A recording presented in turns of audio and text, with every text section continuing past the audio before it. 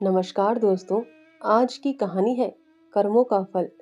मुझे हमेशा आदमियों के परखने की सनक रही है और अनुभव के आधार पर कह सकता हूँ, यह अध्ययन जितना मनोरंजक, शिक्षाप्रद और उद्घटनाओं से भरा हुआ है, उतना शायद और कोई अध्ययन ना होगा। लेकिन अपने दोस्त लाला साई दयाल से बहुत अरसे तक दोस्ती और बेतकल्लुफी के संबंध रहने पर भी मुझे उनकी थाह न मिली। मुझे ऐसे दुर्बल शरीर में ज्ञानियों की सी शांति और संतोष देखकर आश्चर्य होता था, जो एक नाजुक पौधे की तरह मुसीबतों के झोंके में भी अचल और अटल रहता था। जो वह बहुत ही मामूली दर्जे का आदमी था, जिसमें मानव कमजोरियों की कमी न थी। वह वादे बहुत करता था, लेकिन उन्हें पूरा करने की जरूरत नहीं समझता था। वह मिथ्याभाषी ना हो, लेकिन सच्चा भी ना था। बेमुरौवत ना हो, लेकिन उसकी मुरौवत छिपी रहती थी। उसे अपने कर्तव्य पर पाबंद रखने के लिए दबाव और निगरानी की जरूरत थी। किफायत शाही के उसूलों से बेखबर, मेहनत से जी चुराने वाला, उसूलों का कमजोर, एक ढीला ढाला मामूली आदमी था। लेकिन जब कोई मुसीबत सिर पर आ पड़ती तो उसके दिल में साहस और दृढ़ता की वह जबरदस्त ताकत पैदा हो जाती थी, जिसे शहीदों का गुण कह सकते हैं। उसके पास ना दौलत थी, ना धार्मिक विश्वास, जो ईश्वर पर भरोसा करने और उसकी इच्छाओं के आगे सिर झुका देने का स्रोत है। एक छोटी सी कपड़े की दुकान के सिवाय कोई जीविका ना थी। ऐसी हालतों में उसकी हिम्मत और दृढ़ता का सोता कहाँ छिपा हुआ है, वहां तक मेरी अन्वेषण दृष्टि नहीं पहुंचती थी। बाप के मरते ही मुसीबतों ने उस पर छापा मारा। कुछ थोड़ा सा कर्ज विरासत में मिला, जिसमें बराबर बढ़ते रहने की आश्चर्यजनक शक्ति छिपी हुई थी। बेचारे ने अभी बरसी से छुटकारा नहीं पाया था कि महाजन ने नालिश की और अदालत की तिलस्मी आहते में पहुंचते ही यह छोटी सी हस्ती इस तरह फूली, जिस तरह मशक फलती है, डिगरी हुई। जो कुछ जमा जत्था थी, बर्तन भांडे, हांडी तवा, उसके गहरे पेट में समा गए। मकान भी ना बचा। बेचारे मुसीबतों के मारे सईद दयाल का अब कहीं ठिकाना ना था। कोड़ी कोड़ी को मोहताज, ना कहीं घर ना बार। कई कई दिन फाके से गुजर जाते। अपनी तो खैर उन्हें जरा भी फिक्र ना थी, लेकिन बीवी थी, 2-3 बच्चे थे, उनके लिए तो कोई ना कोई फिक्र करनी पड़ती थी। कुनबे का साथ और यह बेसरो सामानी बड़ा दर्दनाक दृश्य था। शहर के बाहर एक पेड़ की छाह में यह आदमी अपनी मुसीबत के दिन काट रहा था। सारे दिन बाजारों की खाक छानता। आह, मैंने एक बार उस रेलवे स्टेशन पर देखा। उसके सिर पर एक भारी बोझ था। उसका नाजुक सुख सुविधा में पला हुआ शरीर पसीना पसीना हो रहा था। पैर मुश्किल से उठते थे, लेकिन चेहरे से मर्दाना हिम्मत और मजबूत इरादे की रोशनी टपकती थी। चेहरे से पूर्ण संतोष झलक रहा था। उसके चेहरे पर ऐसा इत्मीनान था कि जैसे यही उसका बाप दादों का पेशा है। मैं हैरत से उसका मुंह ताकता रह गया। दुख में हमदर्दी दिखलाने की हिम्मत ना हुई। कई महीने तक यही कैफियत रही। आखिरकार उसकी हिम्मत और सहन शक्ति उसे इस कठिन दुर्गम घाटी से बाहर निकल लाई। थोड़े ही दिनों बाद मुसीबतों ने फिर उस पर हमला किया। ईश्वर ऐसा दिन दुश्मनों को भी ना दिखलाई। मैं 1 महीने के लिए बंबई चला गया था। वहां से लौटकर उससे मिलने लगा। आह, वह दृश्य याद करके आज भी रोंगटे खड़े हो जाते हैं और दिल डर से कांप उठता है। सुबह का वक्त था। मैंने दरवाजे पर आवाज दी और हमेशा की तरह बेतकल्लुफ अंदर चला गया। मगर वहां साईं दयाल का वह हंसमुख चेहरा, जिस पर मर्दाना हिम्मत की ताजगी झलकती थी, नजर न आया। मैं 1 महीने के बाद उनके घर जाऊं और वह आंखों से रोते, लेकिन होठों से हंसते दौड़कर मेरे गले लिपट न जाए। जरूर कोई आफत है। उसकी बीवी सिर झुकाए आई और मुझे उसके कमरे में ले गई। मेरा दिल बैठ गया। साईं दयाल एक चरपाई पर मैले कुचले कपड़े लपेटे आंख बंद किए बड़ा दर्द से कराह रहा था। जिस्म और बिछोने पर मक्खियों के गुच्छे बैठे हुए थे। आहट पाते ही उसने मेरी तरफ देखा। मेरे जिगर के टुकड़े हो गए। हड्डियों का ढांचा सा रह गया था। दुर्बलता की इससे ज्यादा सच्ची और करुणा तस्वीर नहीं हो सकती। उसकी बीवी ने मेरी तरफ निराशा भरी आंखों से देखा। मेरी आंसू भर आए। उस सिमटे हुए ढांचे में बीमारी को भी मुश्किल से जगह मिलती होगी। जिंदगी का क्या जिक्र। आखिर मैंने धीरे पुकारा। आवाज सुनते ही वह बड़ी बड़ी आंखें खुल गई, लेकिन उनमें पीड़ा और शोक के आंसू ना थे। संतोष और ईश्वर पर भरोसे की रोशनी थी। और वह पीला चेहरा, आह, वह गंभीर संतोष का मौन चित्र, वह संतोषमय संकल्प की संजीव स्मृति। उसके पीलेपन में मर्दाना हिम्मत की लाली झलकती थी। मैं उसकी सूरत देखकर घबरा गया।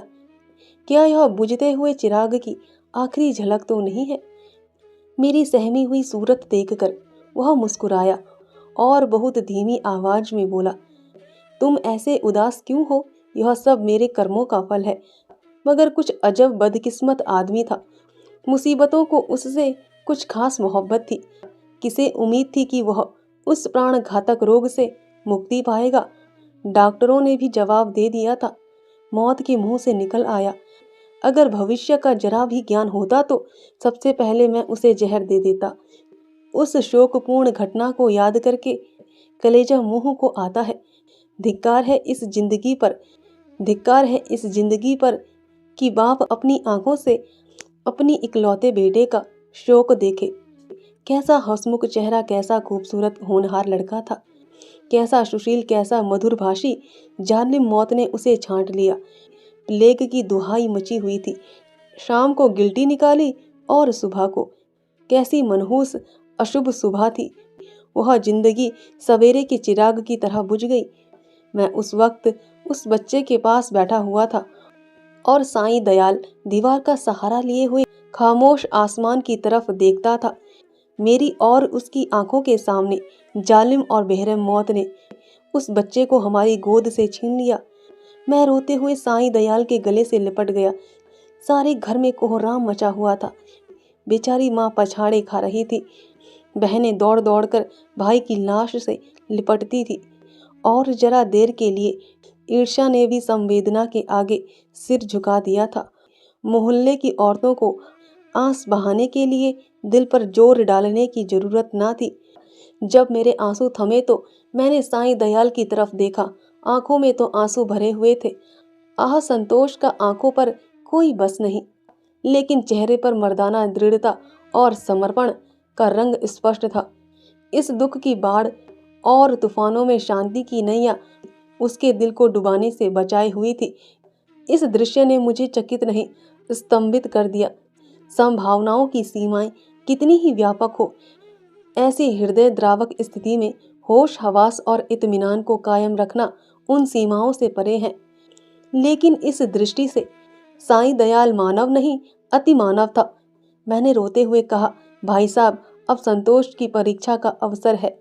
उसने दृढ़ता से उत्तर दिया, हाँ, यह कर्मों का फल है। मैं एक बार फिर भौचक्का होकर उसका मुंह ताकने लगा। लेकिन साईं दयाल का यह तपस्वियों जैसा धैर्य और ईश्वर इच्छा पर भरोसा, अपनी आंखों से देखने पर भी मेरे दिल में संदेह बाकी थे। मुमकिन है जब तक चोट ताजी है सब्र का बांध कायम रहे, लेकिन उसकी बुनियादें हिल गई हैं, उसमें दरारें पड़ गई है। वह अब ज्यादा देर तक दुख और शोक की जहरों का मुकाबला नहीं कर सकता। क्या संसार की कोई दुर्घटना इतनी हृदय द्रावक, इतनी निर्मम, इतनी कठोर हो सकता है? संतोष और दृढ़ता और धैर्य और ईश्वर पर भरोसा, यह सब उस आंधी के समान घास फूस से ज्यादा नहीं। धार्मिक विश्वास तो क्या, अध्यात्म तक उसके सामने सिर झुका देता है। उसके झोंके आस्था और निष्ठा की जड़ें हिला देते हैं। लेकिन मेरा अनुमान गलत निकला। साईं दयाल ने धीरज को हाथ से न जाने दिया। वह बदसूरत जिंदगी के कर्मों में लग गया। दोस्तों की मुलाकातें और नदी के किनारे की सैर और तफरीहा और मेलों की चहल पहल, इन दिलचस्पियों में उसके दिल को खींचने की ताकत अब भी बाकी थी। मैं उसकी एक एक क्रिया को, एक एक बात को गौर से देखता और पढ़ता। मैंने दोस्ती के नियम कायदों को भुलाकर उसे उस हालत में देखा जहां उसके विचारों के सिवा और कोई ना था। लेकिन उस हालत में भी उसके चेहरे पर वही पुरुषोचित धैर्य था और शिकवे शिकायत का एक शब्द भी उसकी जबान पर नहीं आया। इसी बीच मेरी छोटी लड़की चंद्रमुखी नमोनिया की भेंट चढ़ गई। दिन के धंधे से फुर्सत पाकर जब मैं घर पर आता और उसे प्यार से गोद में उठा लेता तो मेरे हृदय को जो आनंद और आत्मिक शक्ति मिलती थी उसे शब्दों में नहीं व्यक्त कर सकता। उसकी अदाएं सिर्फ दिल को लुभाने वाली नहीं, गम को भुलाने वाली है। जिस वक्त वह हुमक कर मेरी गोद में आती तो मुझे तीनों लोक की संपत्ति मिल जाती थी। उसकी शरारतें कितनी मनमोहक थी। अब हुक्के में मजा नहीं रहा, कोई चिलम को गिराने वाला नहीं। खाने में मजा नहीं आता, कोई थाली के पास बैठा हुआ उस पर हमला करने वाला नहीं। मैं उसकी लाश को गोद में लिए बिलख बिलख कर रो रहा था। यही जी चाहता था कि अपनी जिंदगी का खात्मा कर दूं। एकाएक मैंने साईं दयाल को आते देखा। मैंने फौरन आंसू पोंछ डाले। उस नन्ही सी जान को जमीन पर लिटाकर बाहर निकल आया। उस धैर्य और संतोष के देवता ने मेरी तरफ संवेदनशील आंखों से देखा और मेरे गले से लिपट कर रोने लगा। मैंने कभी उसे इस तरह चीखें मारकर रोते नहीं देखा। रोते रोते उसकी हिचकियां बंध गई। बेचैनी से बेसुध और बेहार हो गया। यह वही आदमी है जिसका इकलौता बेटा मरा और माथे पर बल नहीं आया। यह काया पलट क्यों? इस शोकपूर्ण घटना के कई दिन बाद जबकि दुखी दिल संभलने लगा, एक रोज हम दोनों नदी की सैर को गए। शाम का वक्त था। नदी कहीं सुनहरी, कहीं नीली, कहीं काली, किसी थके हुए मुसाफिर की तरह धीरे धीरे बह रही थी। हम दूर जाकर एक टीले पर बैठ गए, लेकिन बातचीत करने को जीना चाहता था। नदी के मौन प्रवाह ने हमको भी अपने विचारों में डुबो दिया। नदी की लहरें विचारों की लहरों को पैदा कर देती है। मुझे ऐसा मालूम हुआ कि प्यारी चंद्रमुखी लहरों की गोद में बैठी मुस्कुरा रही है। मैं चौंक पड़ा और अपने आंसुओं को छिपाने के लिए नदी में मुंह धोने लगा। साईं दयाल ने कहा, भाई साहब, दिल को मजबूत करो, इस तरह कुढ़ोगे तो जरूर बीमार हो जाओगे। मैंने जवाब दिया, ईश्वर ने जितना संयम तुम्हें दिया है उसमें से थोड़ा सा मुझे भी दे दो। मेरे दिल में इतनी ताकत कहाँ? साईं दयाल मुस्कुराकर मेरी तरफ ताकने लगे। मैंने उसी सिलसिले में कहा, किताबों में तो दृढ़ता और संतोष की बहुत सी कहानियां पढ़ी हैं, मगर सच मानो कि तुम जैसा दृढ़ कठिनाइयों में सीधा खड़ा रहने वाला आदमी आज तक मेरी नज़रों से नहीं गुजरा। तुम जानते हो कि मुझे मानव स्वभाव के अध्ययन का हमेशा से शौक है, लेकिन मेरे अनुभव में तुम अपनी तरह के अकेले आदमी हो। मैं यह न मानूंगा कि तुम्हारे दिल में दर्द और घुलावट नहीं है, उसे मैं अपनी आंखों से देख चुका हूँ। फिर इस ज्ञानियों जैसे संतोष और शांति का रहस्य तुमने कहाँ छिपा रखा है? तुम्हें इस समय यह रहस्य मुझसे कहना पड़ेगा। साईं दयाल कुछ सोच विचार में पड़ गया और जमीन की तरफ ताकते हुए बोला, यह कोई रहस्य नहीं, मेरे कर्मों का फल है। यह वाक्य मैंने चौथी बार उसकी जबान से सुना और बोला, जिन कर्मों का फल ऐसा शक्तिदायक है, उन कर्मों की मुझे भी कुछ दीक्षा दे दो। मैं ऐसे फलों से क्यों वंचित रहूं? साईं दयाल ने व्याथापूर्ण स्वर में कहा, ईश्वर ना करे कि तुम ऐसा कर्म करो और तुम्हारी जिंदगी पर उसका काला दाग लगे। मैंने जो कुछ किया है लज्जाजनक और ऐसा घृणित मालूम होता है कि उसकी मुझे जो कुछ सजा मिले मैं उसे खुशी के साथ झेलने को तैयार हूँ। मैंने एक ऐसे पवित्र खानदान को, जहाँ मेरा विश्वास और मेरी प्रतिष्ठा थी, अपनी वासनाओं की गंदगी में लिथेड़ा, और एक ऐसे पवित्र हृदय को जिसमें मोहब्बत का दर्द था, जो सौंदर्य वाटिका की एक अनोखी नई खिली हुई कली थी और सच्चाई थी। उस पवित्र हृदय में मैंने पाप और विश्वासघात का बीज हमेशा के लिए बो दिया। यह पाप है जो मुझसे हुआ है और उसका पल्ला उन मुसीबतों से बहुत भारी है जो मेरे ऊपर अब तक पड़ी हैं या आगे चलकर पड़ेंगी। कोई सजा, कोई दुख, कोई क्षति उसका प्रायश्चित नहीं कर सकती। मैंने सपने में भी न सोचा था कि साईं दयाल अपने विश्वासों में इतना दृढ़ है। पाप हर आदमी से होते हैं। हमारा मानव जीवन पापों की एक लंबी सूची है। वह कौन सा दामन है जिस पर यह काले दाग ना हो। लेकिन कितने ऐसे आदमी हैं जो अपने कर्मों की सजाओं को इस तरह उदारता पूर्वक मुस्कुराते हुए झेलने के लिए तैयार हों। हम आग में कूदते हैं लेकिन जलने के लिए तैयार नहीं होते। मैं साईं दयाल को हमेशा इज्जत की निगाह से देखता हूँ। इन बातों को सुनकर मेरी नजरों में उसकी इज्जत तिगुनी हो गई। एक मामूली दुनियादार आदमी के सीने में एक फकीर का दिल छिपा हुआ था जिसमें ज्ञान की ज्योति चमकती थी। मैंने उसकी तरफ श्रद्धापूर्ण आंखों से देखा और उसके गले से लिपट कर बोला, साईं दयाल, अब तक मैं तुम्हें एक दृढ़ स्वभाव का आदमी समझता था, लेकिन आज मालूम हुआ कि तुम उन पवित्र आत्माओं में हो जिनका अस्तित्व संसार के लिए वरदान है। तुम ईश्वर के सच्चे भक्त हो और मैं तुम्हारे पैरों पर सिर झुकाता हूँ। उर्दू प्रेम पचीसी से। धन्यवाद दोस्तों।